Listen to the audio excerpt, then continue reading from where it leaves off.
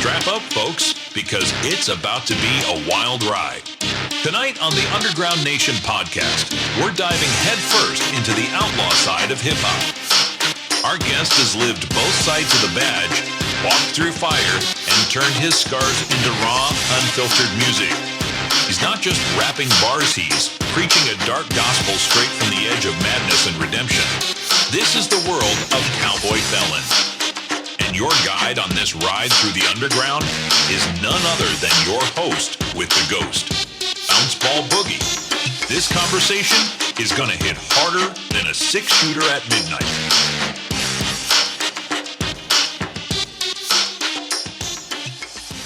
Tonight on the Underground Nation podcast, we're riding straight into the darkness. Our guest has worn the badge, done the time, and walked through hell to bring back a voice for the voiceless. He's an ex-cop turned ex-con, a storyteller armed with horrorcore verses and outlaw gospel. From Not a Monster to Hellhound, he paints the kind of lyrical pictures you don't just hear, you feel. He's raw, he's real, and he's ready to talk about the demons he's faced, the battles he's fought, and the light he's trying to shine for those still in the storm. Welcome to the world of Cowboy Felon. All right, man. I feel special, man. That's fucking good. I was having a lot of fun putting that together. I was like, this is good. I gotta hype this shit all the way up. Hey, man, sounded great.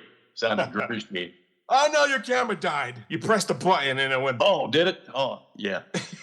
Where'd I go, man? I disappeared. Hold on. Yeah, the energy in the room got too high, and all of a sudden the shit started shutting off. I get it. That shit happens to me all the fucking time. Like when I go to the grocery store, I can't let the lady check me out. I gotta do self checkout because the fucking cashier box thing will just stop working. Oh yeah. Too much energy around me, man.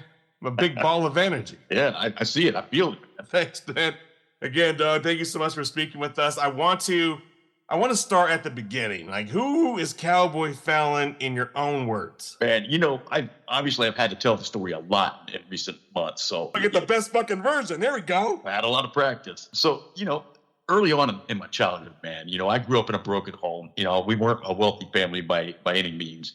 And, as a small child, I witnessed a lot of violence in my home between my mother and my father. He liked to abuse my mother on a regular basis. And, this is things that I've seen and witnessed more than I feel like I should have as a child. I've got 2 younger sisters as well that were in the home. Mom and dad eventually, they divorced when I was about 6 years old. And after that, my mother, trying to make ends meet on her own, she moved us into some low-income housing. And that's really when my childhood trauma started. Moving into this low-income housing, Mom developed some habits, and she wasn't hanging around with the best people, and there was people coming in and out of the house all the time that probably shouldn't have been there. And I was seeing some things that a child should never have to see. Again, there was more violence. There was some, there's some drug use and things of that nature that I was mature enough to know that it was wrong. What I was witnessing was not right. So I was, because of having younger sisters, me being the older sibling, I became very, very protective of my little sisters. And I wasn't liking what I was seeing. I would act out a lot in a violent manner as a child. There was even an instance where one of the men that was hanging out with my mother, I did not like him. He was in my kitchen and he said something kind of sideways to me. And I think I might have been about 10 years old. I had a fork in my hand. And boy. Yeah, so he said something to me. I didn't like it. So I stabbed him in the leg, but he deserved it. I thought he deserved it. And now that I'm an adult, I look back on it, he absolutely deserved it. So, fast forward a little bit, because of the things I witnessed, I kind of latched onto some television shows. I grew up watching some TV shows like Chips, man. I wanted to be a motorcycle cop. I wanted to get on that bike and just break down the highway and catch the bad guys. Starsky and Hutch, things of that nature.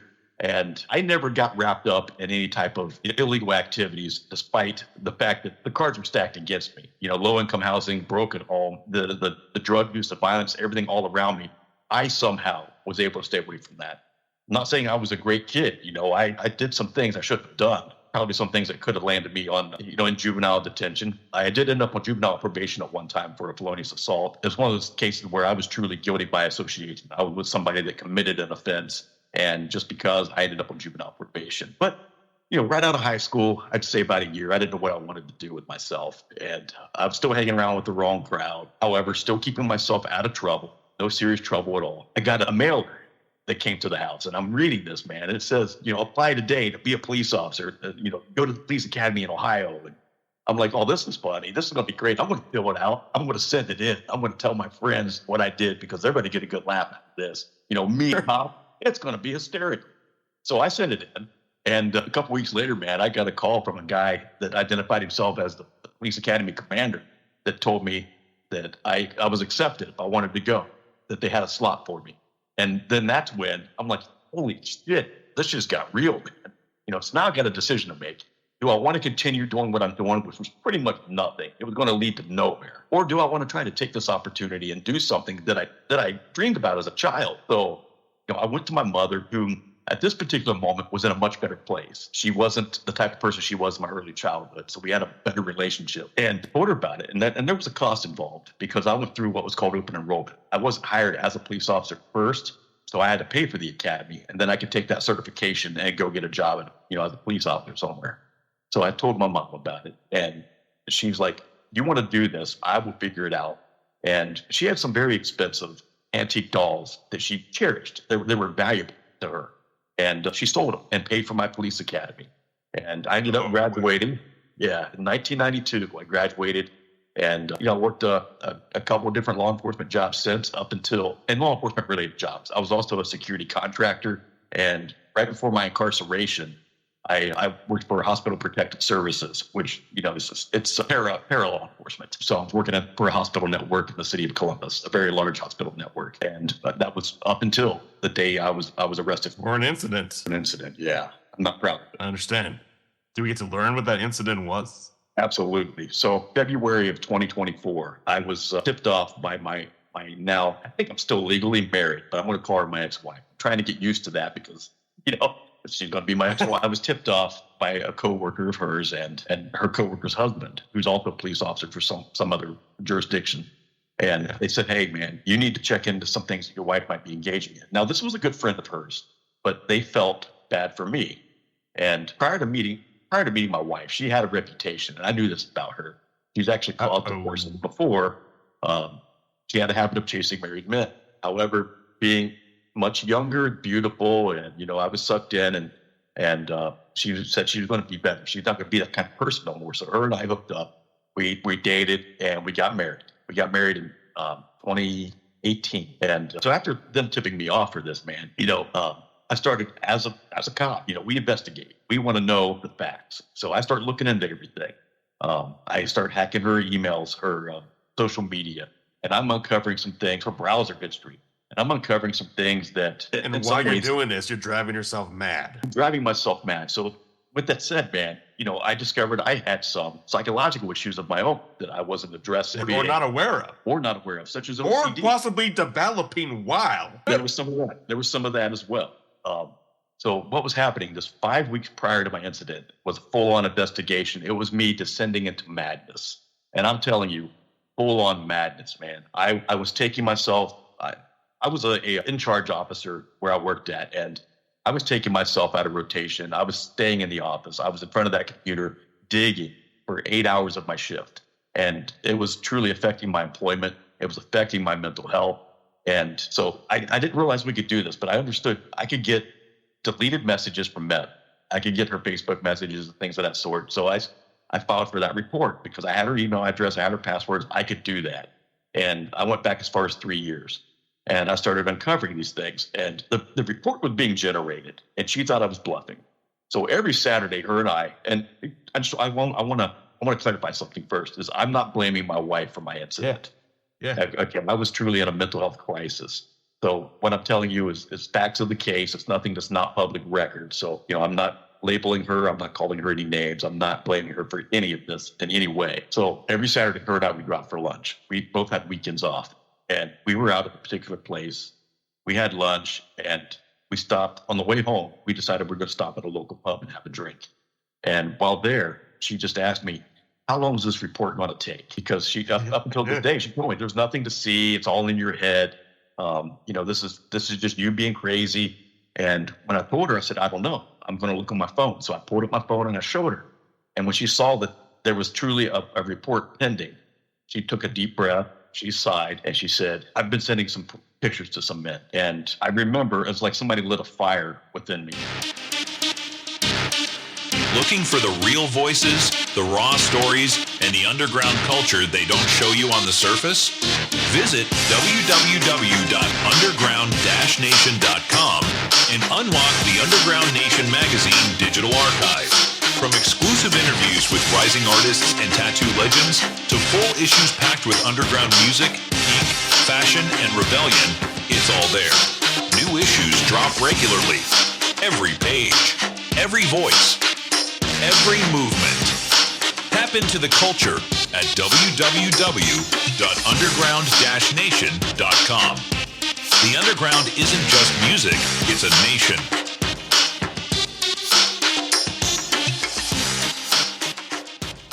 And I told her, I said, drink up. We got to go. We got some things to discuss. And, you know, again, 5 weeks building up, I descended into a full-on mental health crisis. We got to the car. I assaulted my wife by smacking her in the face, which I'm not proud of this. I don't run from it. I don't hide from it. I put the facts out there for people to know what can happen if you don't address your mental health issues. Like, I'm one of those people that never thought I would ever hurt a woman. I would ever put hands on a woman.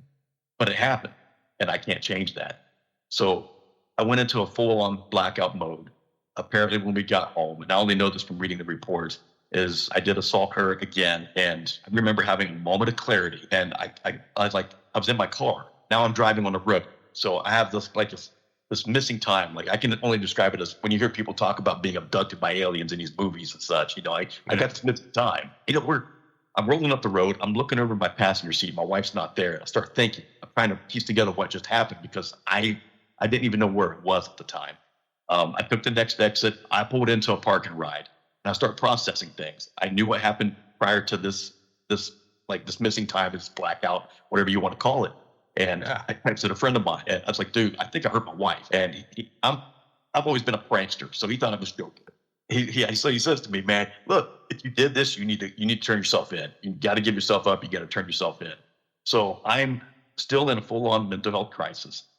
When I backed my car into this parking ride, I put myself into what's called a kill box. I had no intent of leaving that location alive. I pulled out I don't know what I can say on here, bro. I know you can edit, but you know, I pulled out a weapon, and I put that weapon in my mouth, and I was gonna just unalive myself. I was gonna end it all because I did not know how bad I hurt my wife. So the guilt of it was just driving you crazy, bro. I didn't know if she was dead. That's what I had no idea how bad this incident was. I had no clue. Obviously she's not, because I'm not in prison, but I'll get there. So I was continuing to talk to my friend. And at this time, you know, one police officer shows up. They pinged my phone. They knew where I was. So he sets up at the top of the hill. Now keep in mind, I don't know what my intent was. I knew one of the men that she was having some relations with. He was a detective for another sheriff's office, the neighboring county, which is also happens to be the road that I pulled over on, headed to that location. Now, coincidence? Kit it up. Okay, I had full kit in my car. I had my level 4 rifle plates. I had my ballistic helmet in the car. I had my rifle in the trunk, and I had like 300 something rounds of ammunition. I don't know what my intent was. I don't know if me pulling over and just taking a moment to talk to this friend may have saved my life, may have saved the life of this person. I don't know, because again, I was in a full-on crisis. So more police officers start showing up, and I'm like, okay, do I pull this trigger, or do I give myself up, or do I just get out and let them take care of business, let them smoke me and end this? You know, I don't want to know what I did to my wife, because I still love her today. I loved her then, I love her now, but you know, apparently it wasn't mutual. So I gave myself up. I was arrested. I was taken to jail. I was processed, and I made bond after 3 days. And, you know, after making that bond for 3 days, I was living in my car. I had nowhere to go. And this was in the city of Lancaster, Ohio. So I was in my car, and I was parking under streetlights in a Walmart parking lot. That's where I was staying until I could figure things out. I truly had nowhere to go. At this time, everybody had already heard the rumors. They heard what happened. And most of everybody that I knew turned their backs on me. Underground Nation, the hunt is on. Bounce Ball Boogie and his co-host Spot Vega are live on TikTok, leading the panel in search of the hottest undiscovered talent. Think you've got what it takes? Here's your shot to prove it. Drop your track into the live stream. Donate 99 coins for one full song play. The panel will review it live, give you real-time feedback, and if your sound hits, you'll earn a spot in the hot seat on the Underground Nation podcast. On TikTok, follow at Bounce Ball Boogie to join in on the fun every Thursday and Saturday night at 10 p.m. Eastern.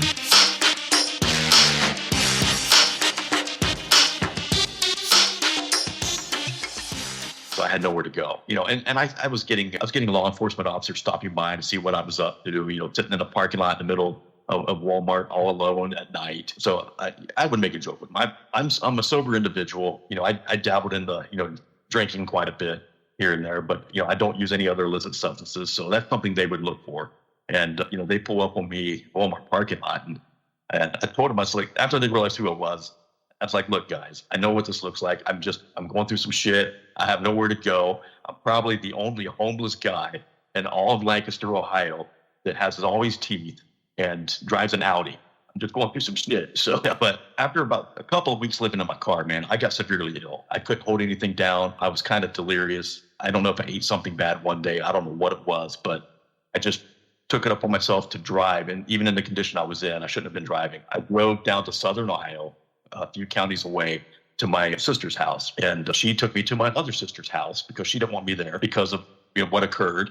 And so she took me to my other sister's house. And that sister, she's my baby sister, she allowed me to stay on her couch for a couple of weeks. Now, we're looking up at 30 days after my incident, almost 30 days. Wow.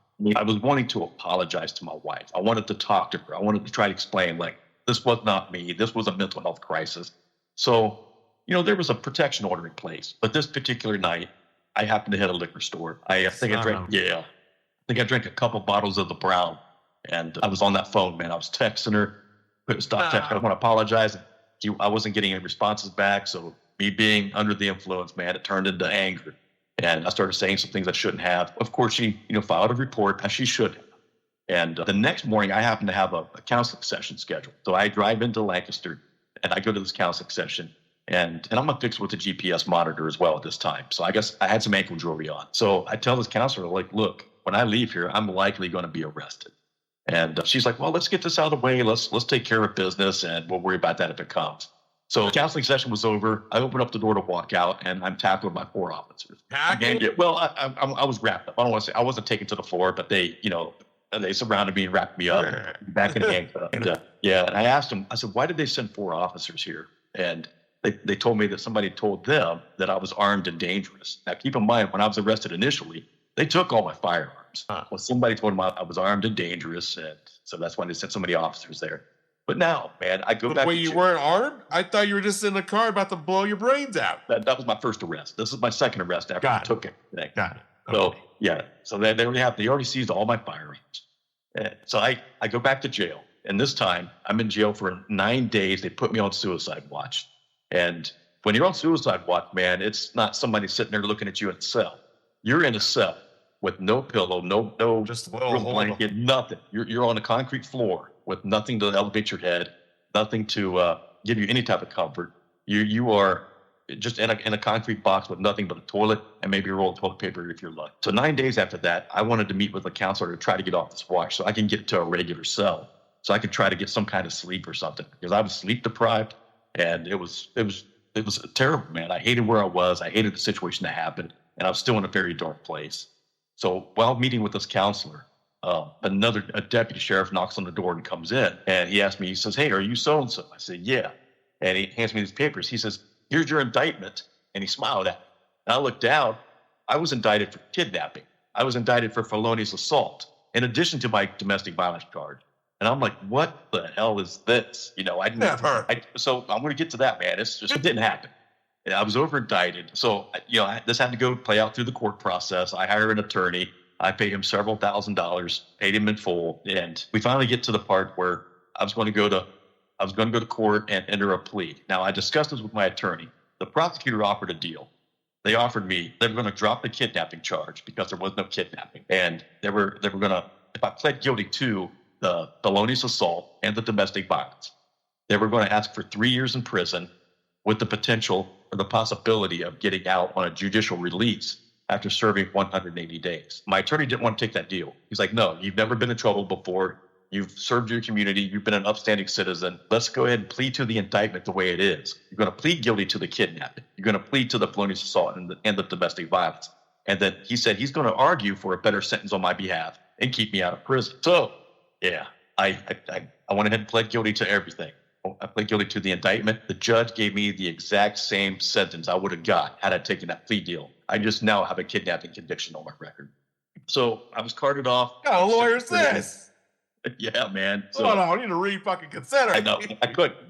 Damage was done. The plea was entered. So I went to prison, and I was sent to a maximum security facility in Toledo, Ohio. I was housed there for about exactly 180 days, because on my 180th day, they cleared me. I was in what's called protected custody because of my prior job as a law enforcement officer and the potential of somebody maybe knowing me or wanting to do me harm behind bars. So they put us in there with, we don't have a choice. It's a policy they have. So they put me in there for 180 days. My 180th day, they transferred me to another facility. So I go to a medium security facility. Well, there, they put me in a 4-man cell initially. So I get into this 4-man cell, bro. And now we're taking a ride straight into the fields of the underground.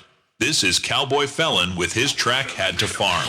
Turn it up and let it ride. Farming carcass wrath, blood pools, shadows glow. With a slash here and a hack there. Here a whale, there a flail, skulls beneath the moon's red glare.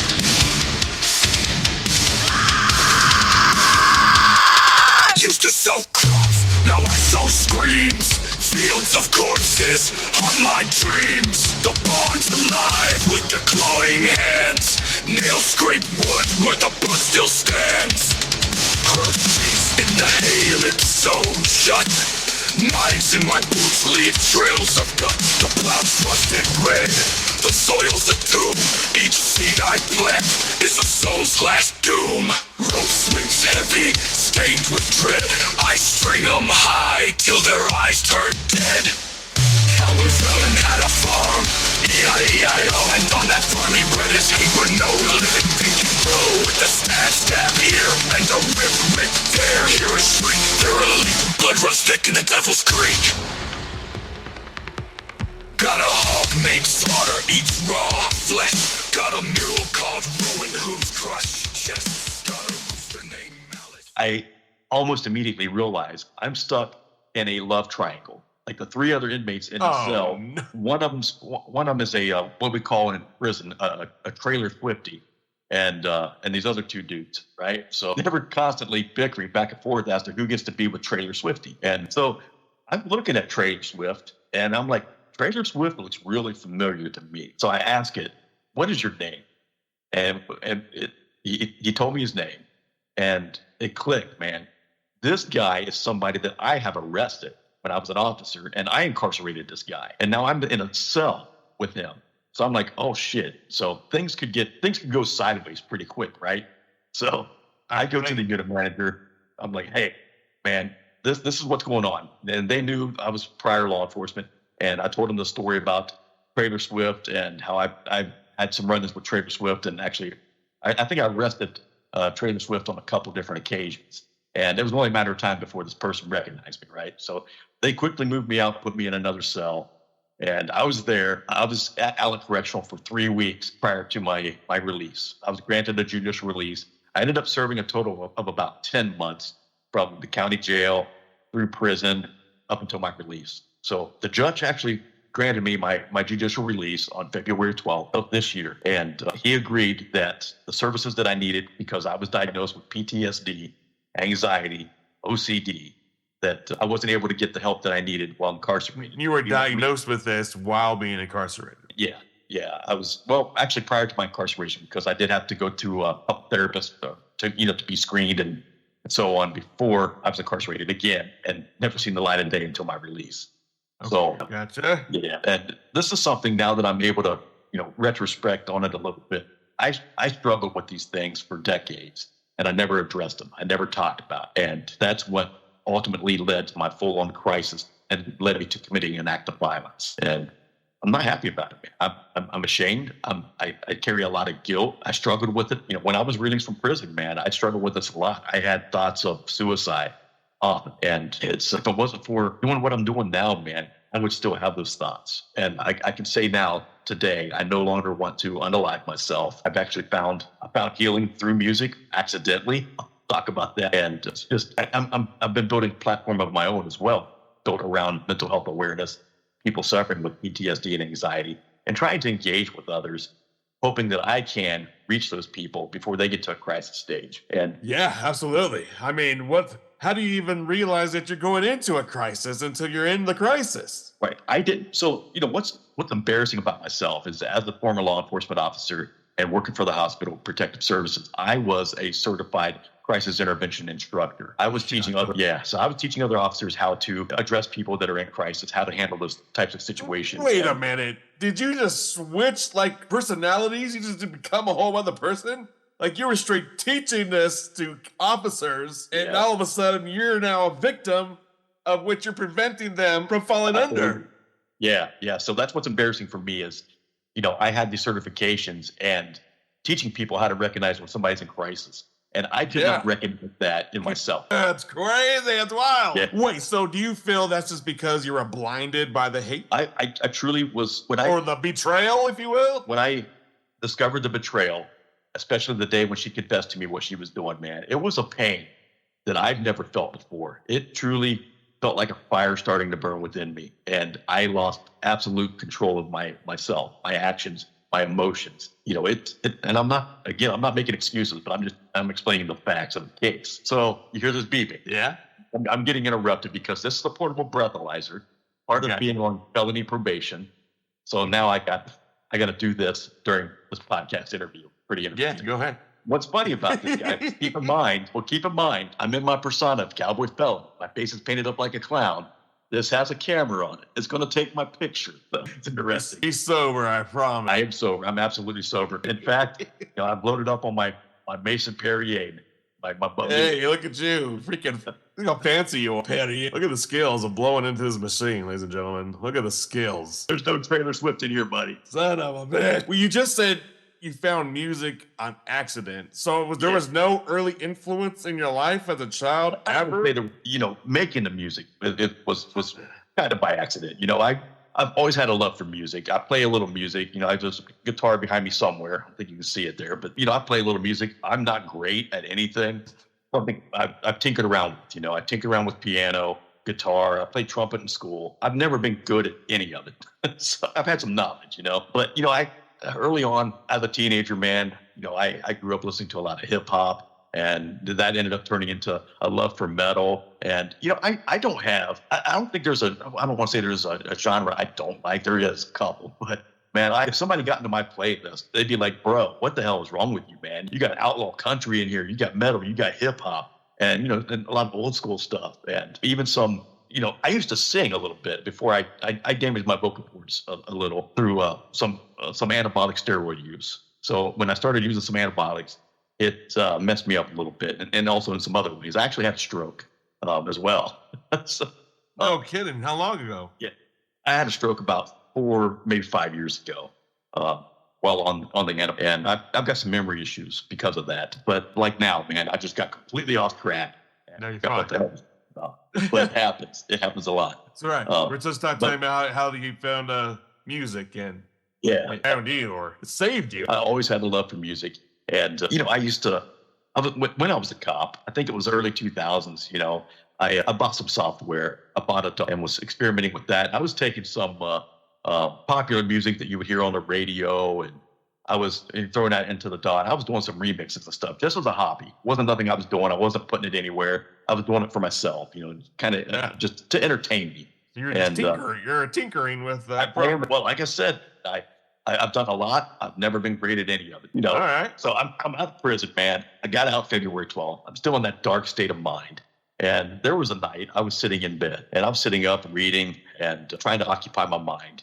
And I was going back through my prison journal. I kept a journal when I was incarcerated, and I was reading some of the things I was writing down, bro. And I want to tell you, man, it would terrify a lot of people if my therapist got their hands on this journal, man, I would probably be hospitalized somewhere. But that's the reality of the state of mind that I was in at that time. And what I explain to people when I tell the story is the person I was then is not the person I am today. And I was writing down some really dark things, and just I don't want to get into too much detail on here, but it was very, very dark. Some really slasher type stuff. So, question. So, yes. as you're going through this journal, was the stories and the thoughts that you were reading back to yourself in this journal, is that where the vision of the face came from? Kind of, yeah, kind of, man. And there's some other inspiration there as well. And there's a story behind that. And I think with me choosing to wear makeup and make some of these videos for social media when I'm doing some of my music was kind of in a roundabout way, me trying to hide who I used to be, trying to cover up that pain, trying to cover up the guilt. And I really never had any other rhyme or reason behind it. The hat is part of my persona, and it's something I've had for 10 years. It just happened to find a new use. Fantastic. Yeah. That's his everyday cowboy hat. Can you believe that? Never used to wear it every day, but kind of do that. Or does the hat wear you? I don't know. Incredible. So then tell me, I want to know, you were setting up and you were going through your journal, and when did it click that said, fuck, I need to put some of this dark shit and do some goddamn music? I don't know if it ever really clicked like that. So what I started doing was... Cowboy Felon isn't the only voice rising from the underground.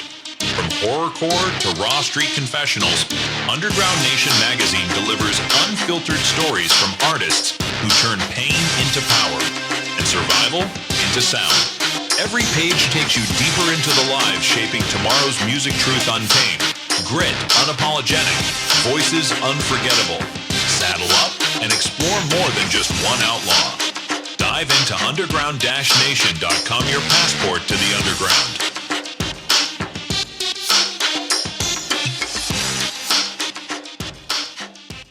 I started writing it down into lyric. I started writing it down into like 16 bars, and I was leaving it at, I wasn't doing whole songs, right? So you're doing poetry, basically. I'm basically doing poetry. Then I started, digging up my, I got a tablet there and a phone, and I started realizing, there's some apps you can get, man. You can start making beats and things and start to, Sure. So I was blown away, bro. Like, I was blown away, like the things that are available to you now. You know what I'm saying? Woo! Start tinkering. Early 2000s, man, we didn't have this kind of stuff, right? I know. So I started making some videos. I was painting my face up, and I started making some videos to this poetry, and I was putting them on social media. It was goofy. It was horrible. It was bad. But, man, some people started reaching out. They're like, bro, do you got your music out anywhere? Where can I find this? Are you on Spotify? Are you on iTunes? And I'm like, come on, man. Like, you're fucking with me. You're kidding. I was like, maybe there's something to this. Like, people are really reaching out, and it's this goofy. What could I do if I got some real shit? So I had a couple of people bless me, with setting me up with an in-home studio. And I got, a lot of different things that I use. Some things people in the industry frown upon, but when it comes to me, being a novice, being a beginner, I don't give a damn how I get there, as long as I'm making a project, that interests people, that sounds good. And, so I use a lot of plugins with I use FL, and I use a lot of plugins with that to do what I got to do. And it's the things that are available to us now, man, makes it, I don't want to say it's easy, but it makes it easier for us to put together, what we do. Like, for instance, I discovered using Splice. I like to use Splice for sound samples and loops. And it's got sound effects on there. It's like, I just dropped a video today on my TikTok of me doing something. I don't know if you've seen it. Yeah, you've seen it. It's a little bit different, man. It's called, I don't know if I can say the word. Can I say the word on here? You can. Okay, so, Fucked by a Felon. And it came about. It's something I did a while back that was kind of goofy that I never thought I would actually put, that I would put it down. But this man's putting it down, ladies. Look, so I haven't had my welcome home from prison. I haven't had my welcome home from prison yet, right? So somebody reached out to me, an old girlfriend of mine, my very first girlfriend. And she was like, hey, let's go somewhere, man. You come up and see me, and we'll hang out. And I'm like, okay. So we went to an event. We went to a paranormal circus, which was pretty cool, by the way. It was very interesting. And we hung out, and I ended up cooking her dinner that day. And I stayed the night. Anyway, I came back home, and I was like, man, I got some new inspiration to put this. Man, it's a porno music. Yeah, well, you heard that in the beginning, man. And that's what Splice gave me, man. I was able to to lay down a little bit of that and use some of those sound samples from there and make something pretty interesting. And I just had a great time with it. You're having fun. I like that. Absolutely. That's so. Do you actually have a process for building the moods in your songs, or is this just let it come to you? No, it's most of what I've done. Like I do have an album out there now, and what I did with that was really the album that I get out there now. It's called Black Hat Gospel. Was my prison journal, my thoughts, everything I took from there, my experiences from my childhood, all the way up through my experience with my wife's infidelity and my mental health downfall and my incarceration. All that came out in that album. It was very, very dark. So that just, what I do truly comes from my mind and my heart. Yeah. And it's dark, man. It's dark. Yeah. Can I ask, like, when you're going through that emotion of revisiting those thoughts to create the music, Yeah.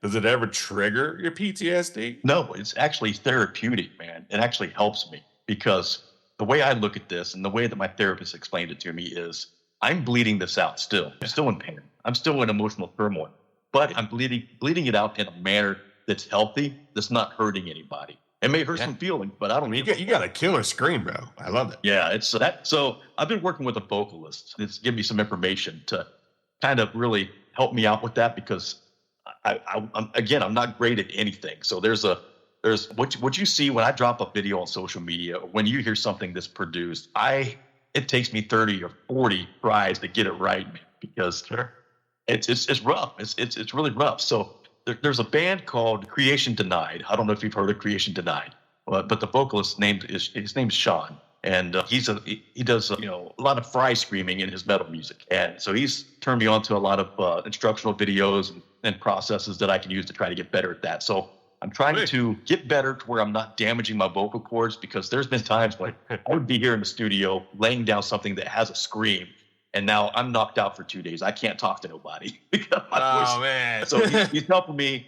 He's giving me some information, helping me get better at it, and I'm getting okay. I'm actually improving quite a bit. Wow, very cool. Well, shout out to them, and shout out to you, Sean, out there for helping motherfucking Cowboy Felon sound like a goddamn killing machine. It's amazing. So, which track do you feel that you have put out into the world is the most personal to you, and why? Not a Monster by far. And this is why. Not a Monster was written after my release from prison. And it was me, struggling. Like, I don't want to be viewed as an ex-con, a felon, an abuser. And as I say in that track is, no matter where I go, what I'm doing, I can feel society's eyes like a blade in my back. They may not know me. They may not know what I did. They don't know that I was in prison, but can't tell me that. I can feel it. That's the reality of the PTSD. Is I can feel what people are thinking. I can feel their judgmental eyes on me, even though that may not be the reality. That is how I feel. Well, that's also a sense of empathy, being an empath, being able to feel other people's energies. And absolutely. I mean, I'm able to walk into a room and it's immediately feel if it's in a good or bad way. I would say that's accurate, and that's actually played into my favor quite a bit as a former law enforcement officer. I was able to really connect with people when I needed to, even though they may not have known that I was connecting with them, but it really helped me in a lot of situations take control of a scene, or take control of we call them hot scenes, something that was really going on that was maybe chaotic, and I was able to get control of it because I was able to connect with those people when other people couldn't. I had to get right. Yeah, I was going to ask you, how would you want someone struggling in silence to feel after hearing your music? Yeah, what I try to do through my music, and why I try to connect it to my mental health awareness platform, is, I want people to know that what is in my music is truly what it's like to live with PTSD, or what it's like to live with anxiety. And then I also want them to know, like, well, this guy that's putting this out has this, he's struggling himself. He has these issues, and he's got this platform where he's able to allow us to come in and connect and talk to other people and to be heard. And what I tell them on my platforms when that happens is, when they come in and speak with me, is like, I say, look, I am not a mental health professional. I'm somebody that's going through some shit just like you, and I'm giving you a platform to be heard. I want people to hear your story, and I want you to know that you're not alone, and you have a place you can come to and talk. Yeah. I've had mixed responses from individuals about platforms like that. Do you feel from your experience doing what was the title? Mental Health Mondays, right? Yeah, Cowboy Felon's Mental Health Monday. There you go.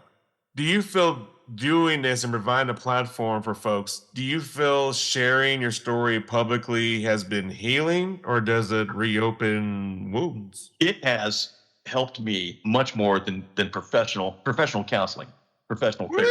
Really? Absolutely. And this is why. And this is what I tell people too. It's like, look, I'm just somebody going through some shit. I don't have any expensive initials after my name. And when I talk to people also that don't have any expensive initials after their name, that's going through some shit, I feel like I can connect to them better. I can tell my story without feeling like I'm being judged. And and I've had some bad experiences with some counselors. Good or bad experiences with these counselors? Bad. Some bad. Some of the experiences I've had with counselors is you can just tell that they're not in it for the right reasons. They don't give a damn about how I'm feeling. They don't give a damn about helping me. I'm talking. I'm trying to leave myself out, and they're checking their watch to see if the 1 hour's up. Trying to get that lunch, baby. Yeah, trying to get what up. Being former law enforcement, man, I read body language, and when I can see that they're disrespecting or they're ignoring what I'm saying or they're not even listening, they're not open to hearing me, I pick up on that immediately. So I've had some bad experiences with some counselors. So I get way more out of it just talking to normal people. Yeah, I mean, I'll be straight up with you. I'm talking to artists like in the Underground Nation magazine and such. I could easily spot the real from the fake. Like, I know you're just doing this because it's a fad or it's a trend, and in a few years you're going to be gone. I'm never going to see from you. See or hear from you again. But also, I could pick up someone that has talent, that has raw emotion, that has purpose over money. And that is the artist that we're out looking for. We're looking for those artists because I feel those are the ones that are most silenced or stay quiet because they're over judging themselves, or they're too nervous to put themselves out there, whatever it is. Next up, the shadows get louder. This is Cowboy Felon with his hard-hitting track, Slice the Sermon. Let the underground speak. On holy ground. But I pissed on the cross and burned it down. Amen. Burn the Bibles, cut the priest. No salvation, just a beast. Slice the sermon, slit the lies. Violent felon never dies. Pentagrams and broken pews. Gore-stained boots and preachers' news. Riding in where angels cry. Chapels where the sinners die. Laying on a plate when dust turned black. Chainsaw purring like a hymn for the damned. Crucifix crack. Church doors wide. Blood moon grinning like the devil inside. Pentagram pews, blood-stained robes. Choir boys cut and throw stuff with rosaries choke. Preacher kissing kids with a forked red tongue. Now he's hanging upside down when the reckoning comes. Sermon soaked in children's screams. Holy water hissing when it hits my jeans. Shotgun shells rain like hail from hell. Every blessed psalm in the book of Fel. This ain't revenge, it's sacred war. On the wolves and ropes who rape the poor. Confession booth, I set it ablaze. Now the saints get judged in a smoke-filled haze. Burn the Bibles, gut the priest. No salvation, just a beast. Slice the sermon, slit the lies. Violent felon never dies. Pentagrams and broken pews. Gore-stained boots and preachers' news. Riding in where angels cry. Chapels where the sinners die. This town prayed hard, but the devil prayed harder. He wore a collar and called himself Father. But I saw the bones in the cellar choir, so I lit the match. I feel it. I mean, situation, with the PTSD and the anxiety. Somebody's like, hey, I might be able to get you a gig, man. Maybe you can do some live performances. I'm like, I start to shake. I start to sweat, thinking about people, man. People, like, to me, when I have a hard time going to the grocery store. It is very difficult for me. I got to look, when I get out of prison. That's what I was telling you earlier. I had the same shit. I was happily surprised to discover I can order my groceries and just go pick them up from the grocery store. They just bring them out to the car for me. Shit. That was a lifesaver for me. And it might have been a lifesaver for others. It has been. You're right. Yeah. You're absolutely right. Do you, in your opinion, do you believe an artist can truly separate their art from their personal pain? I don't know if I have a good answer for that, man, because I find myself a lot getting questions like, should I be afraid of you? People hear my lyrics. Should I be scared? And I have to tell them, like, look, there is a direct separation between me as the man in my personal life and then, Cowboy Felon, the artist. So, what they're hearing in my music, it is gory, it's bloody, it's violent, but it comes from a place where I was when I wasn't well. You know, I was in a dark place. I was incarcerated. You know, being in prison, you have these thoughts that you don't know what to do with them because you're closed up in a concrete box, and you start writing these thoughts down. And so I have to explain to him, like, look, that truly is not who I am. That's who I could have been. That's truly who I could have been had I not, been diagnosed and know, like, I've got some things going on that need to be addressed. And when you work in law enforcement for 31 years and law enforcement related job, you see a lot of shit that you take home and you don't talk about it to nobody. And so, I feel like at this point, at this stage in my life, I can separate my art from my personal life. I'm not, Cowboy Felon is not taking over, me as the man. I know there's a difference. And I do try to separate that. However, I have found myself when I go out in different places, I'm self-promoting as well. I'm telling people, like, look, hey man, what kind of music you listen to? Here, check this out. Hey man, pull me up on your Spotify. I'm trying to self-promote everywhere I go. But I don't think that's, that's Cowboy Felon trying to take over my personal life. It's business, man. It's business. Just you trying to get your message out there. Absolutely. I was just who was I talking to earlier? We were just saying the same shit. It's not about money. It's about sending a message. Your new hook, man. Put that hook to paper. Absolutely. So you dropped your first official album. It's out there in the world. What's been the most surprising thing that you've learned navigating this new music industry so far? How poor I can still be. And also, you start to garner some attention from some really strange, weird people, man. And I'm one of them. You're good people, man. You're good too. I'm talking about some people that, come at me and try to represent themselves as an entertainment agent and want to do this and do that, and come to find out, they're living in like a 1-bedroom apartment on food stamps, and like, bro, if you can really do this for me, you would not be living the lifestyle you're living. Like, and I'm not trying to get rich. This isn't something that I'm trying to get rich off of. But if you're going to come at me and offer me, all these hopes and dreams, man, show me how you're living. Show me your pocketbook, and then we'll talk. Yeah, I always say there's a battleground there, because there could be a person that has been studying marketing, who has been studying SEO, they've been studying all these different things, and now they're looking for talent and they can push what they've been learning behind that artist because they have no purpose of being behind the mic or making music, but they know how to market it. So a lot of times starting out, they don't have a portfolio or they don't have the luxury and stuff. All they can do is tell you what we have been learning and what kind of results that we have been showing with whatever we've been promoting at that point. So I always say that's probably the hardest part about, like, when the magazine started, no one believed in us. Like, everyone thought it was just another fucking fad. And now here we are fucking 15 years, 16 years later. And everyone's like,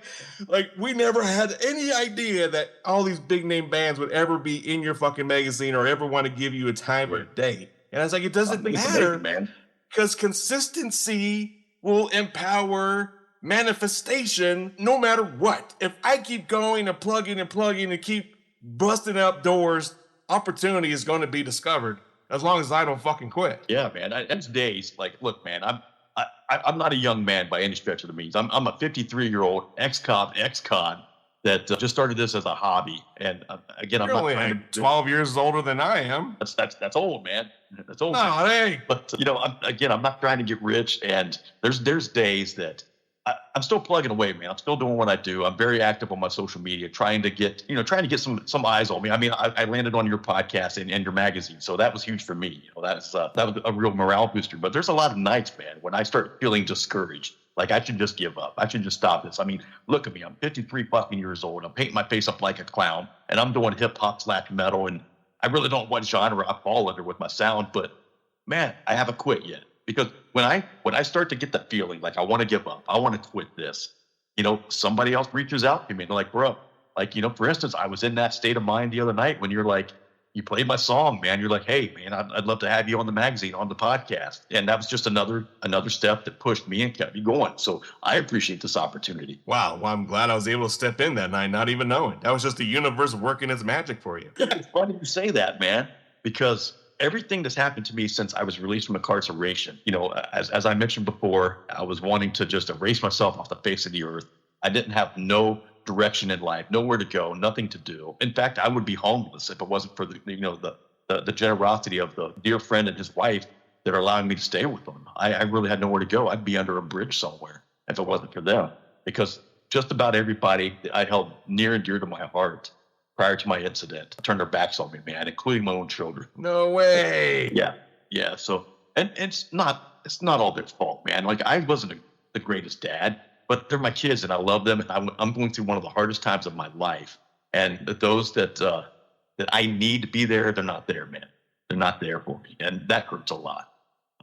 And I'm going somewhere with the story. And I totally got sidetracked.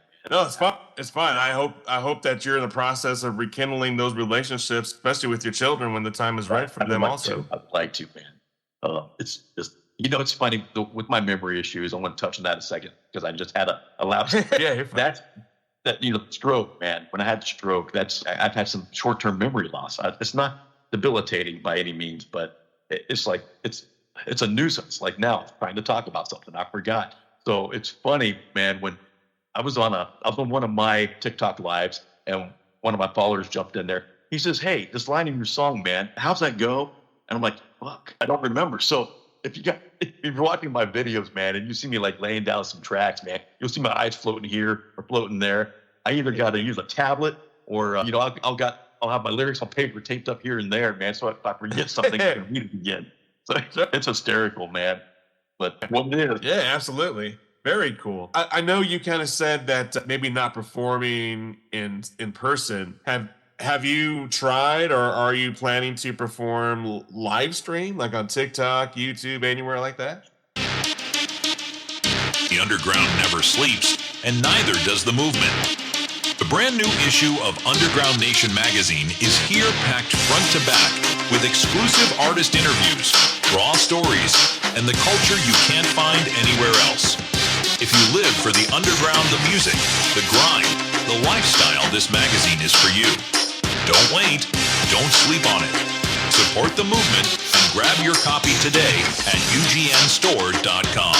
That's ugnstore.com. Get plugged into the underground and order your copy today.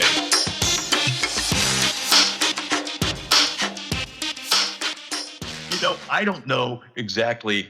So my first album, I used a lot of vocal effects, a lot of layers, and I still do. I get that by layering and using pitches. I can get that demonic growling sound. And maybe this is something you could guide me on. As far as like a live performance, I don't know how that would translate into doing something live and getting that same effect, because I don't sound like that demon that you hear in the music. I don't know how to do that. Understood. I know with one of my programs, I also use Wave. I'm sure you're familiar with Wave Studio, but I also use Wave, and it's got a plugin with it also, like an auto-tune type program. But and you can also use it for live performances. You can tune that for live, but still it doesn't give the layers that I use in my music. So I'm not sure how that works. Nods, man. I'm brand new to this shit.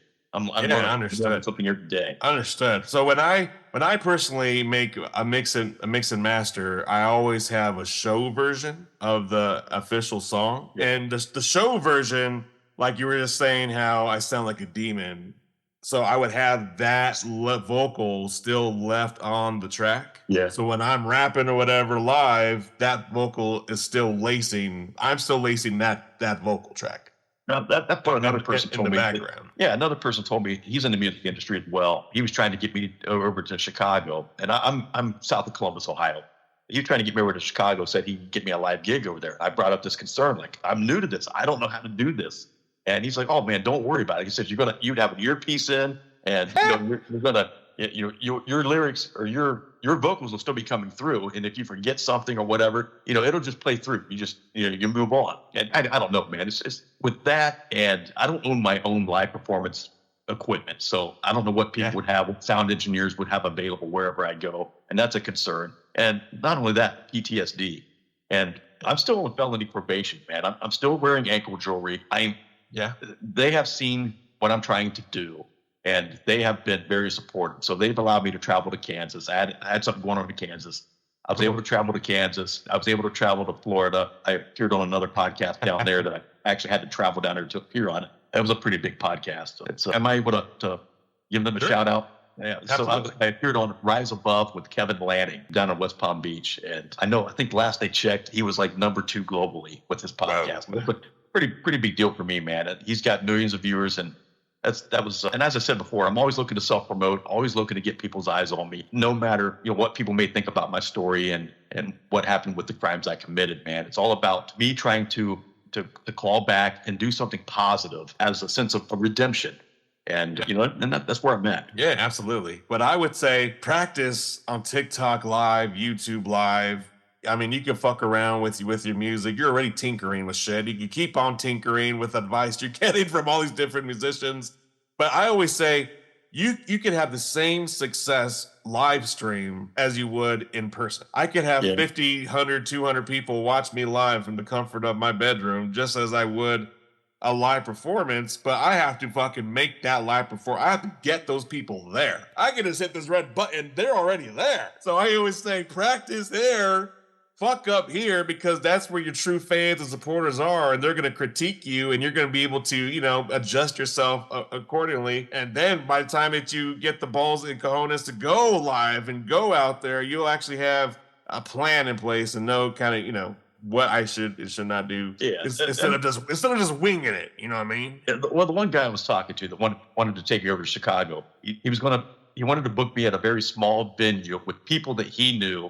It wouldn't be open to the public, and he wanted to get me on stage. Ooh, I like those. I like those little private settings, and there's just a handful of people. That would go wild. That's what he wants to do. He wants to get me out there. He wants to get my feet wet, and he wants me to try to get used to that and adjust. And he's one of those people that claims he's got some contacts, and he might be able to do something to help me out. And I don't know who's who, man. I really don't know. Yeah. So it's tough to say. Like he wanted me to sign a contract as well. And I'm like, man, I don't know about this. Without my lawyer. Yeah, so I have no clue, man. But this is all still very new to me, but it's becoming very exciting. Yeah, it's fucking really exciting. Getting some attention that I never expected. And for me, it wasn't about the attention. It wasn't about trying to turn this into a career or anything. I'm still a very broke, independent, underground musician or artist, if you will. And I don't know where this is going to take me. But I'm not going to stop. I'm not quitting. I mean, in the beginning, none of us really did. We're just going out there and doing what we feel that we need to do because it makes us happy. I mean, I make my music for me, really, and I put it out there to the world for others who may feel similar to me. That's what I put in your chat the other day. Well, I make what makes me happy. Yeah, I make what makes me happy. And if somebody likes it, that's great. If you don't like follow it, no trends. Fuck all that shit. Yeah. Well, let me ask you this, because we're talking about sending a message. What message do you want people to remember you by, even decades from now? I would say you take a fall, you take a tumble, you fall as far as I did. Just know that you still have a future. That you still have possibilities out there. You have a place to go. You have things you can do. You can bounce back, man. It's not the end of the world. And certainly if you get that feeling of, wanting to, erase yourself, don't do that, man, because you can only go up. When you hit rock bottom, you can only go up, man. And I'm telling you what, I intend on clawing my way back and getting as far to the top as I can. You can do it too. Absolutely. Very well said, Cowboy Felon. Thank you for the great word of advice. Appreciate it. Absolutely.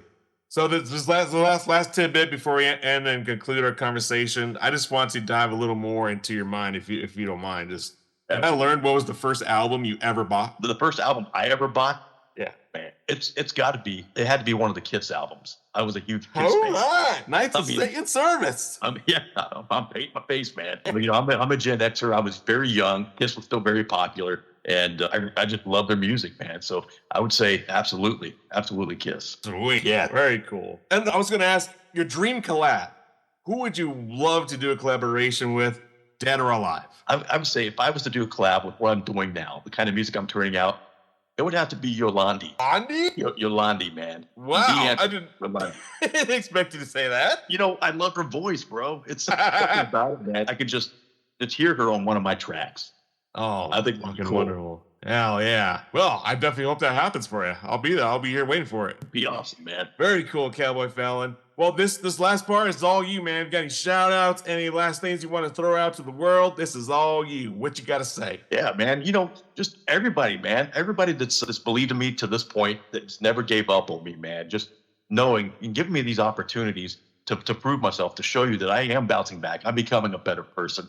absolutely my friends I'm staying with, Tom and Debbie Davis. I would be homeless if it wasn't for them. My friend Anthony and Melissa, they were very instrumental in assisting me with setting up a home studio. They're investing in me, man. That's how much these people are believing in me. And I don't want to disappoint them. So I'm going to keep going. I'm going to keep plugging away. I've had some people on social media that have been taking my content and promote me. A good friend of mine down in Florida, his name's Ron. He's one of the first ones to reach out to me. He's like, bro, I think you got something here, man. You mind if I share your music out there? I was like, no, man. Take it and do what you want with it. A young lady on TikTok that she hosts a live almost every day of the week. And as a DJ, she paints herself up as a clown. And Sammy Scott, whoop, whoop. She's been pushing my stuff out there like crazy and giving me airplay every day. And every little bit helps, man. I've got people over in Ireland that are pushing my music. King of the Underworld, he's on TikTok. He's been pushing my music out there like crazy as well. He didn't tell me this, man. He took it up on the day my album dropped. I happened to be getting ready to do some lawn work. I don't have an album release party. I go mow the yard, but I happened to jump on TikTok and check it out.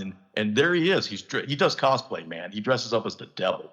But this day, he's dressed up like a cowboy. He's got a cowboy hat on, and his entire live was nothing but playing my album.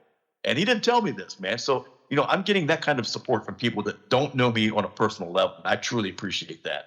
Yeah, absolutely. Well, I would tell you that it's been a minute since I've heard a song and I had to take a double take. I'm like, what is this? What is this? Who is this? Give me it now. And that was my reaction to Cowboy Felon. That means a lot, man. I truly appreciate that. Yeah, and to find out how fucking humble you are, just to sit down here with me and have a fucking conversation, that just shows your character. It's amazing. I do feel and agree that you do got something different than most that are out here. I've been doing it for fucking years. You got something different that's been building up to this. I try, man. I try. And that's what I explain to people too. With what I do, man, is I'm not great.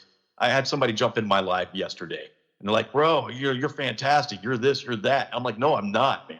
It takes me dozens and dozens of attempts to get what I'm trying to do, and a lot of tinkering and experimenting. And that's where I'm getting my sounds from.